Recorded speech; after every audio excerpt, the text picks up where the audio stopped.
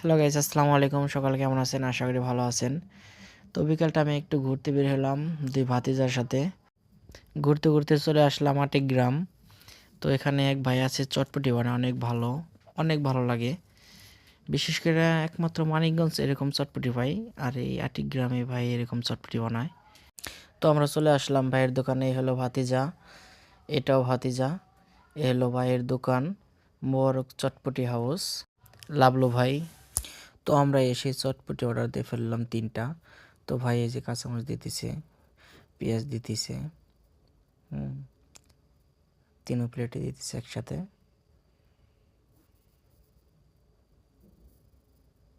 দেখি ভাইয়ের চটপটি কীভাবে বানায় আজকে আপনাদের দেখাবো। এই যে লবণ দিতেছে এখন, এটা বিট লবণ। যতটুকু পরিমাণ লাগবে সে মাপ করে এরকমভাবে দিতেছে।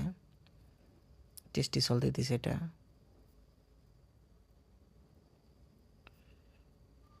সব পরিমাপ তাদের অভ্যাস হয়ে গেছে। মশলা দিতেছে পরিমাণ মতো, যতটুকু লাগবে অতটুকু দিচ্ছে। এটাও মশলা। এটা হলো টক পানি।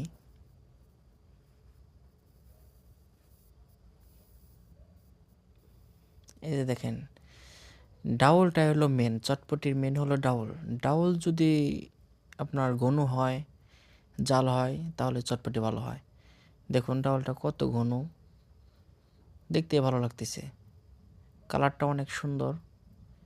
অনেক জায়গায় চটপটি খাই, মানে ডাউলটা কীরকম জানি পাতলা, এই জন্য চটপটি পাঞ্চা লাগে।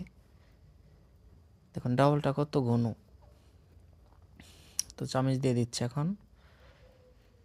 ভালো করে যে মশলাটা দিছে, পেঁয়াজ দিছে, মরিচ দিছে, এই মশলাটা ভালো করে মিক্স করতেছে, যেন যে পরিমাণ ডাউল দিচ্ছে সম্পূর্ণ ডাউলে যেন ভালো করে মিশে যায়, এই জন্য ভালো করে মিক্স করতেছে।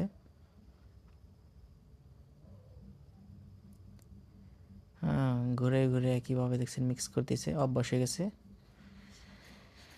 এই জন্য ভাইয়ের চটপটি এত মজা হয়, মানে বলার বাইরে। যদি আশেপাশে কেউ ভিডিওটা দেখে থাকেন তাহলে অবশ্যই কমেন্টে জানাবেন।